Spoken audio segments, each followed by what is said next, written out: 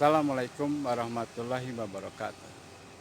Berjumpa lagi kawan dengan vlog perjalanan mengungkap fakta menyikap tabir. Itu slogan baru dari saya. Mudah-mudahan bisa diterima oleh kawan-kawan ya.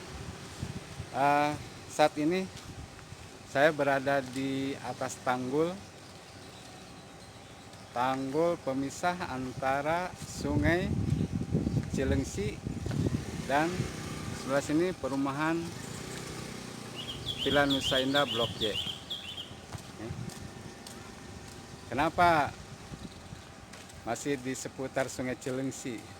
Karena memang ingin mengungkapkan fakta betapa dampak dari banjir 2 Januari 2020 itu luar biasa ya.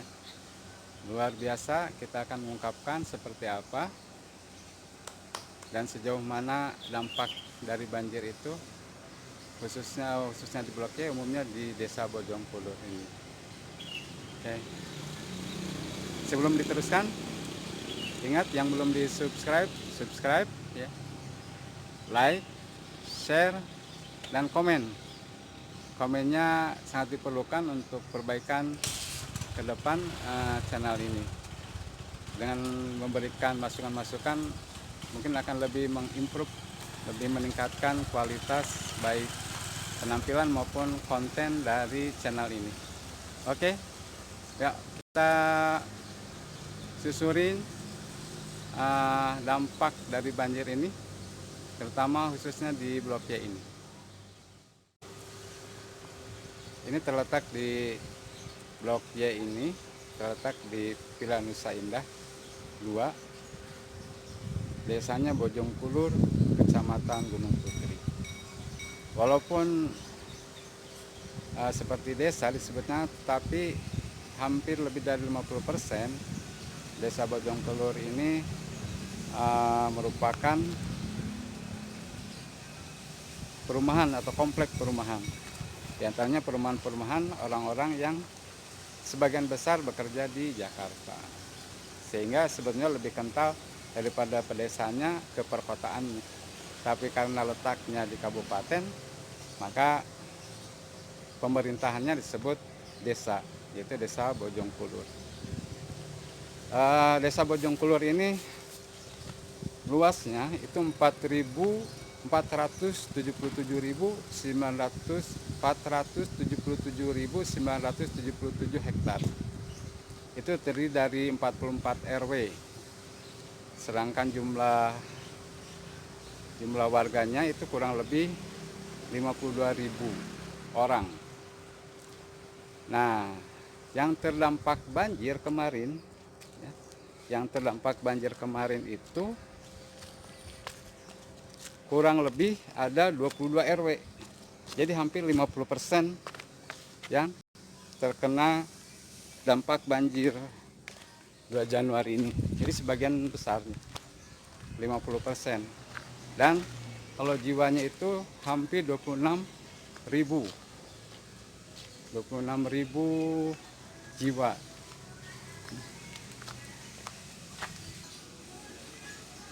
Oke, nah ini tinggi tanggulnya ya.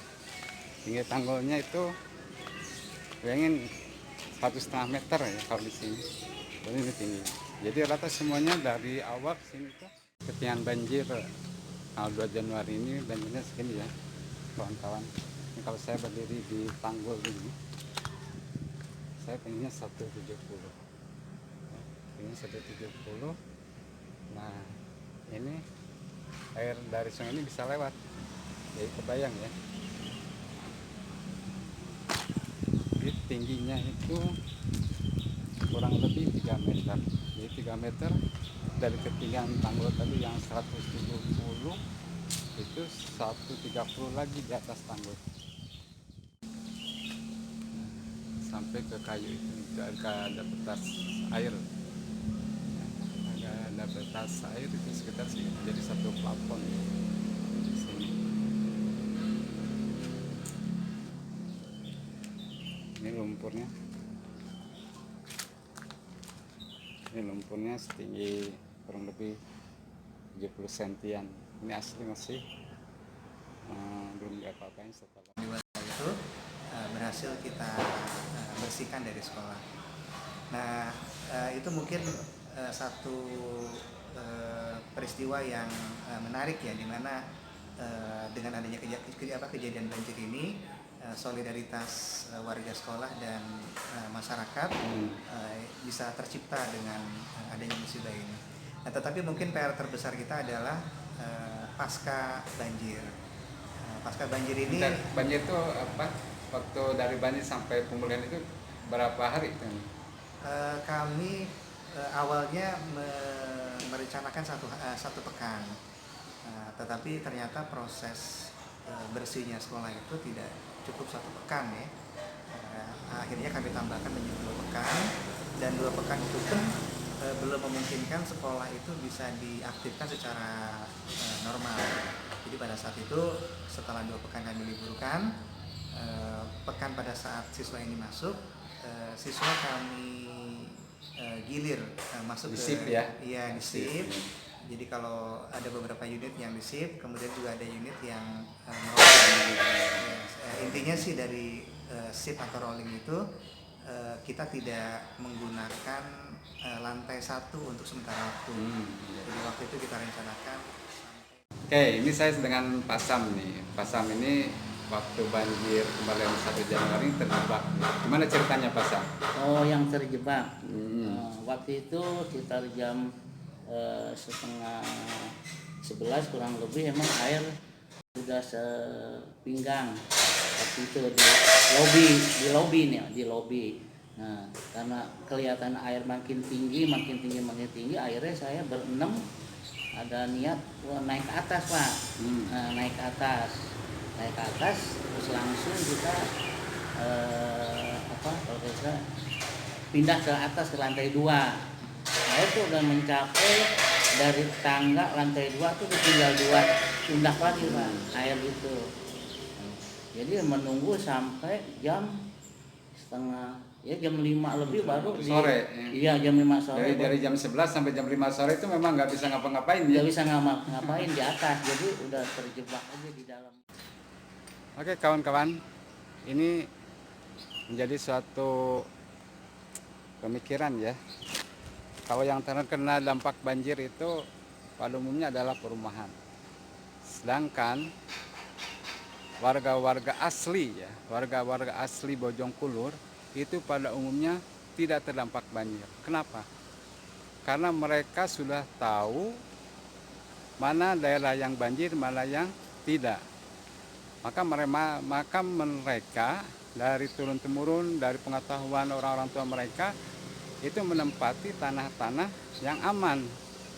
Tidak ada tuh ceritanya orang pribumi ini, orang pribumi asli Bojongkulur ini yang terdampak banjir. Tidak ada. Hampir semuanya, 100% itu tinggalnya di atas atau di tanah-tanah yang aman. Ya, maka kalau ingin ada rekomendasi untuk misalkan beli rumah atau tanyakan ke mereka mana daerah-daerah yang banjir, mana yang tidak. Memang ada kelebihan dan kekurangannya rumah di kampung atau di tempat tinggal mereka berada, ya. Oke, itu saran juga. Pak Ahmad kan asli orang sini ya. Siapa? Kelihatannya banyak kalau orang sini nggak kena banjir itu. Memang sudah tahu bahwa tanah-tanah mana yang banjir, tanah mana yang nggak banjir itu. Iya. Ya mayoritas memang Pak ya, untuk yang di sekitaran Villa 2 ini ya, terutama Blok Y, terus Blok I, memang dahulunya itu memang tempatnya banjir memang Pak ya. Pas banjir agak besar itu memang mengalirnya ke area seperti Blok P, Blok S, sama Blok Y Pak ya.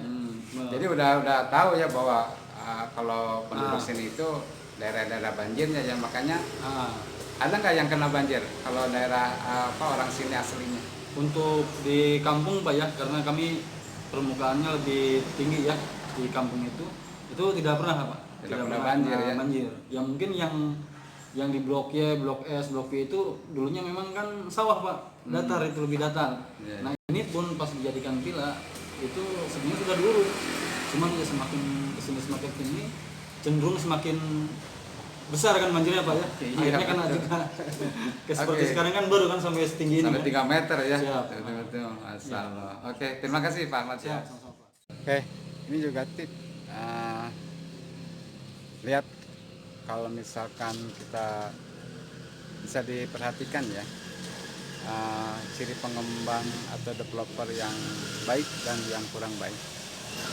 Ini secara apa ya, kasat mata aja lihat. Jadi kalau pengembang yang baik itu dia akan memperhatikan landscape perumahannya itu, terutama yang berada di tepi sungai dan ke atas. Maksudnya dari misalkan di sungai, di atas sungai, di bibir di sungai itu, dia akan memperhitungkan tinggi muka air pada saat biasa dengan tebing itu berapa, lalu pada saat hujan itu berapa, aman tidak. Kalau tidak aman dia akan tinggikan. Nah ketinggian aman ini dia akan ratakan ke seluruh ke bagian muka, ke bagian depan, sehingga rumah itu akan aman, baik dari pinggir sungai maupun sampai ke depan terutama. Nah, pengembang yang kurang baik, pengembang yang tidak baik atau developer yang agak-agak gimana ya, agak-agak nakal itu biasanya tidak memperhatikan. Nah, dia lihat dari depan, ya, dari depan itu dia akan keruk ya, dengan tidak memperhitungkan ketinggian bibir tanah dengan sungai. Dia akan keruk sampai ketinggian ukuran standarnya itu, ketinggian aslinya dia di bibir sungai. Dia akan keruk dari atas ke bawah terus diratakan kerukannya, tanah kerukannya itu dia bawa, dia jual ya. Sehingga hasil penjualannya itu akan balik lagi mungkin lebih daripada saat dia membeli tanah. Jadi seolah-olah melihat kondisi rumah-rumah dan lingkungan di komplek Blok Y, Desa Bojongkulur, Kecamatan Gunung Putri ini, tiba saatnya di bagian penutup ini saya ingin membuat suatu kesimpulan bahwa banjir itu memang menyengsarakan, musibah itu menyengsarakan semuanya. Tapi di balik musibah itu tentu ada hikmah yang bisa kita ambil. Di antaranya kalau memang ingin membeli rumah itu tidak perlu terburu-buru menentukan rumahnya atau posisinya atau kompleks perumahannya, tapi berikanlah waktu luang untuk menyelidiki dulu, memeriksa dulu, survei dulu sampai ke ujung-ujungnya ya. Misalkan di suatu perumahan itu lihat sampai ke dalam, biasanya perumahan itu diakhiri dengan sungai di belakangnya.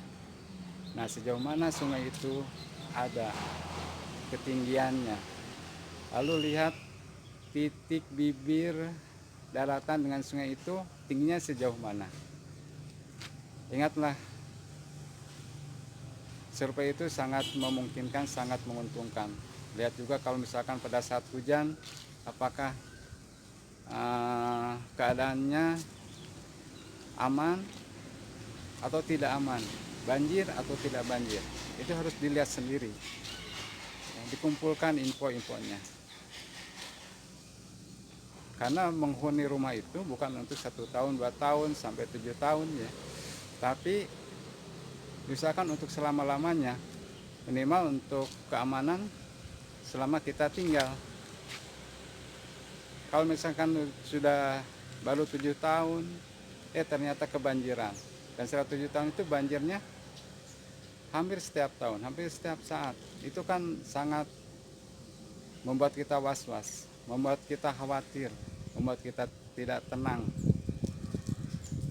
Misalkan kalau sudah beli mau dijual lagi setelah kebanjiran itu harganya murah, jatuh banget. Kalau ada yang mau beli, kebanyakan tidak ada yang mau beli karena mereka tahu bahwa rumah itu banjir dan tidak aman. Sehingga sebelum menentukan, waspadailah. Dan juga harus diketahui bahwa sungai di kita ini semakin hari itu keadaannya bukan semakin baik, rata-rata semakin buruk. Kenapa? Karena di kita itu masih punya kebiasaan-kebiasaan yang dapat merusak lingkungan sungai. Misalnya di hulu, daerah resapannya semakin sempit, semakin tidak ada. Daerah resapannya dibuat untuk pabrik, untuk perumahan, untuk tempat rekreasi yang tidak mengindahkan resapannya. Yang kedua, penyempitan daerah aliran sungai. Banyak rumah-rumah yang dibangun tanpa seizin pemerintahan itu dibangun sehingga mempersempit. Yang ketiga, aliran sungai dari hulu itu biasanya membawa tanah, sehingga semakin ke sini semakin dangkal keadaan sungainya, sehingga hujan sedikit aja sudah meluap. Nah itu mudah-mudahan bisa menjadi pertimbangan. Terima kasih sudah melihat video ini, semoga bermanfaat. Wassalamualaikum warahmatullahi wabarakatuh.